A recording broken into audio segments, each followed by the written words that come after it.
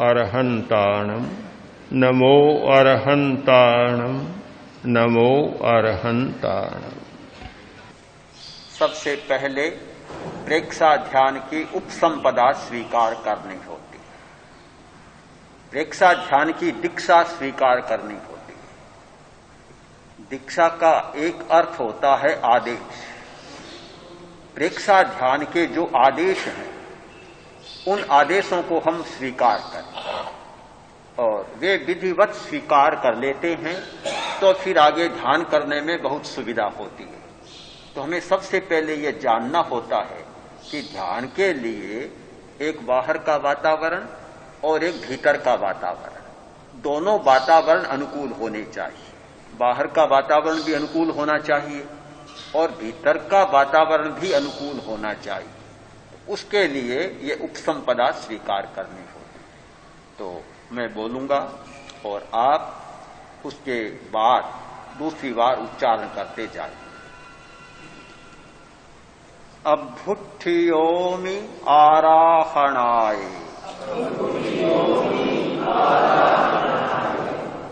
मैं प्रेक्षा ध्यान की आराधना के लिए उपस्थित होता हूं।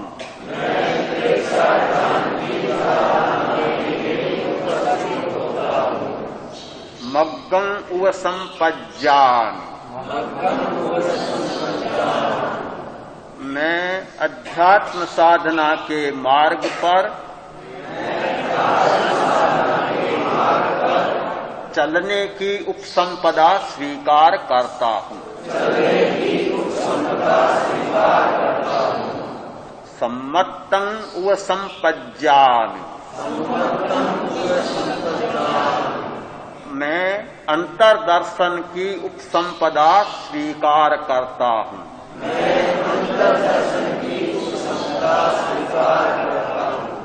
संयमं उव संपज्जामि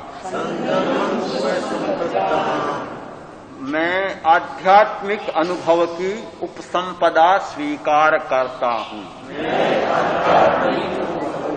अनुभव की उपसंपदा स्वीकार करता हूं। तो यह है प्रेक्षा ध्यान की उपसंपदा। तो इसमें पहला तत्व है कि प्रेक्षा ध्यान के लिए मैं उपस्थित हो रहा हूं। जो आदमी जिस कार्य के लिए उपस्थित नहीं होता उसमें कभी गति नहीं हो सकती। सबसे पहली शर्त है कि जो करना चाहे उसके लिए तत्पर होना, उद्यत होना, उपस्थित होना। उपस्थित होता है तब फिर अगली बातें सारी आती है, उससे पहले कोई बात नहीं आ सकती। तो सबसे पहला तत्व है उपस्थिति।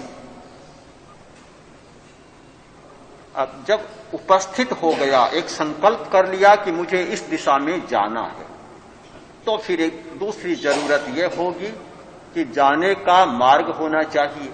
जब किसी मंजिल की यात्रा करनी है तो यात्रा के लिए मार्ग का चुनाव करना पड़ता है। कभी किस रास्ते से जाऊं। कोई आदमी तत्पर तो है पर अगर रास्ता नहीं जानता तो तत्परता भी काम नहीं लगती। तत्परता पहला है सूत्र, किंतु तत्परता के बाद दूसरा सूत्र है मार्ग का बोध। हमें मार्ग की जानकारी होनी चाहिए, खोज होनी चाहिए कि इसका रास्ता कौन सा है। शहर से अगर नगर पहुंचे तो रास्ता पूछना पड़ा। जो लोग नहीं जानते, पता ठिकाना रास्ता सारा पूछना पड़ा। रास्ता पता चल गया तो यहां पहुंच गए। अगर रास्ता नहीं पूछते तो भटकते रहो, भले यहां नहीं पहुंच पाते। तो दूसरी अनिवार्य बात होती है मार्ग। तीसरी बात है मार्ग भी है पर अगर सही मार्ग नहीं हुआ तो मार्ग भी सही होना चाहिए। मार्ग तो बहुत है। लुधियाना में कितनी सड़कें चारों तरफ जाती हैं, बहुत सड़कें जाती है। पहुंचना था जगरावा रोड पर और अगर रास्ता ले लिया चंडीगढ़ का, धुरी का, संगरूर का, मार्ग तो है वे। हम ये तो नहीं कह सकते वह मार्ग नहीं है। मार्ग है पर यहां पहुंचने का सही मार्ग नहीं। मार्ग, किसी भी मार्ग को हम गलत नहीं कह सकते। यह एक बड़ा आग्रह होता है मनुष्य का, कहता है कि यह गलत रास्ता है। अरे रास्ता है तो फिर गलत कैसे? गलत और सही तुम किसी अपेक्षा से कह सकते हो कि भाई यहां अगर नगर पहुंचना है तो उसका वह रास्ता गलत है, पर जिसको चंडीगढ़ पहुंचना है उसके लिए तो सही है रास्ता। रास्ता कोई गलत नहीं होता, लक्ष्य के आधार पर सही और गलत कहते हैं कि किस लक्ष्य पर जाना है, उस लक्ष्य का यह रास्ता है या नहीं है। तो उस लक्ष्य का नहीं होता तो उस लक्ष्य वाला आदमी कह देता है गलत रास्ता है, किंतु किसी को उसी लक्ष्य पर जाना है तो उसके लिए सही भी है। तो ये बिल्कुल सापेक्ष बात है कि रास्ता कोई गलत नहीं होता, जिसका जो रास्ता है उसके लिए सही है और जिसका जो रास्ता नहीं है उसके लिए वह गलत हो सकता है। बिल्कुल सापेक्ष बात है। तो तीसरी बात है कि मार्ग सही होना चाहिए। आए हैं ध्यान करने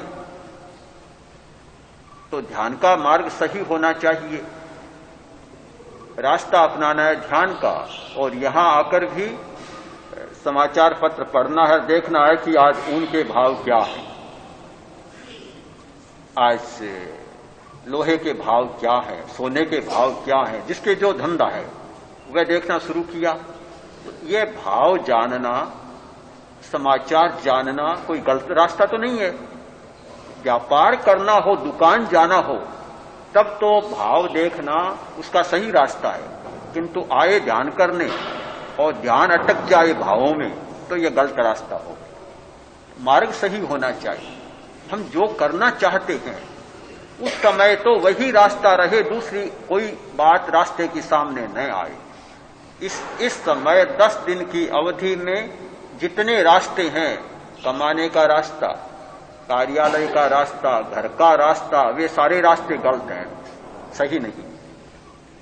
अभी तो एक ही रास्ता सही है कि ध्यान की साधना कैसे की जा सकती है, उसी में सारी शक्ति लगे। तो ये तीसरी शर्त है कि मार्ग भी सही होना चाहिए। तो वह क्या है, रास्ता क्या है? संयम। ध्यान का मार्ग है संयम, इंद्रियों का संयम, मन का संयम, वाणी का संयम, शरीर का संयम, खाने का संयम, हर बात का संयम। एक ऐसी निश्चित धारणा करे कि संयम के साथ चले।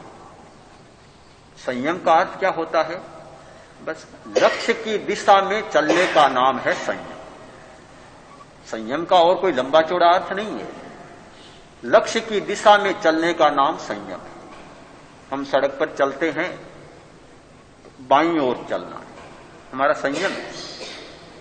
और कोई बीच में से चले, रास्ता तो पड़ा है, किंतु दोनों ओर से ट्रैफिक आ रही है और ठीक बीच में चले, न बाएं चले दाएं भी नहीं चले, किंतु सड़क के बीच में चले, तो रास्ता तो है किंतु वह असंयम होता है और भीड़ भाड़ में क्या परिणाम होता है वे सब जानते हैं।